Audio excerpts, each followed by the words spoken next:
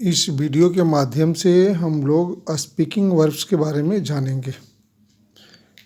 Speaking verbs वे हैं जिनके spelling भिन्न भिन्न होते हैं लेकिन बोलने के सेंस में ही प्रयोग किए जाते हैं। पहला जो है आपका स्पीक है। स्पीक का ये V1 है, V2 स्पोक होता है और V3 स्पोकन होता है। इसका प्रयोग बोलने के काम में, जीभ का उपयोग करने के अर्थ में होता है।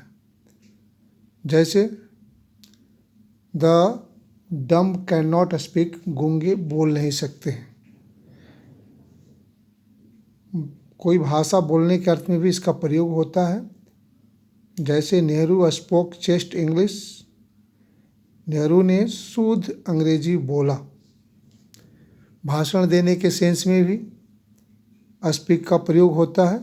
Did you speak in the meeting, क्या आपने सभा में बोला, क्या आपने सभा में बोला। अगला देखते हैं, से है। इसका V1 V2 दोनों समान होता है, सेड होता है। से का प्रयोग कोई बात करने के सेंस में होता है। He said that he was poor, उसने कहा कि वह गरीब था। अपना विचार प्रकट करने के सेंस में भी से का प्रयोग होता है। हैव यू सेड योर से, क्या आपने अपना विचार प्रकट किया, क्या आपने अपना विचार प्रकट किया। से का प्रयोग पाठ को दोहराना या प्रार्थना करने के सेंस में भी होता है।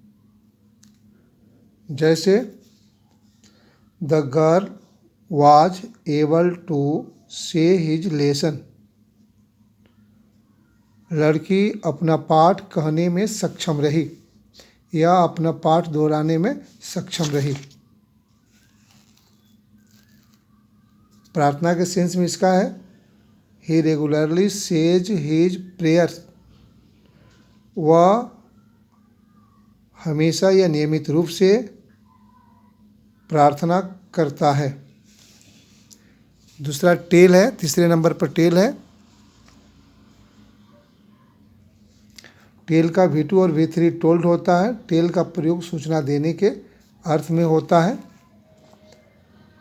Tell me where you live, इसका प्रयोग यहाँ सूचना देने के अर्थ में हुआ है। टेल मी, मुझे बताओ, वेयर यू लिव, तुम कहाँ रहते हो। सच या झूठ बोलने के सेंस में भी टेल का प्रयोग होता है। ही टोल्ड मी अ लाई, उसने मुझसे झूठ बोला, उसने मुझसे झूठ बोला। वैसे ही आज्ञा देने के अर्थ में भी टेल का प्रयोग होता है। Tell him to go, tell him to go, उसे कहो कि वह जाए, उसे कहो कि वह जाए। कथा कहने के सेंस में भी या कहानी कहने के सेंस में टेल का प्रयोग होता है। He told me a short story, उसने मुझसे एक छोटी कहानी कही। वैसे ही आगे टॉक आता है। टॉक का प्रयोग बातचीत करने के सेंस में होता है और भाषा बोलने में भी होता है। He talk to me for long, उसने मुझसे देर तक बात की, उसने मुझसे देर तक बात की। भाषा बोलने के सेंस में भी टॉक का प्रयोग होता है। ही कैन टॉक इंग्लिश, वे अंग्रेजी में बात कर सकते हैं या इंग्लिश बोल सकते हैं। उसी तरह से कुछ और है। मर्टर है, जिसका अर्थ होता है बुदबुदाना।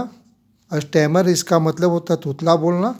माउथ का अर्थ होता है मुंह चला कर बोलना, दूसरे पर प्रभाव डालना। खूब मुंह चला कर बोलने, दूसरों पर प्रभाव डालने के अर्थ में माउथ का प्रयोग होता है।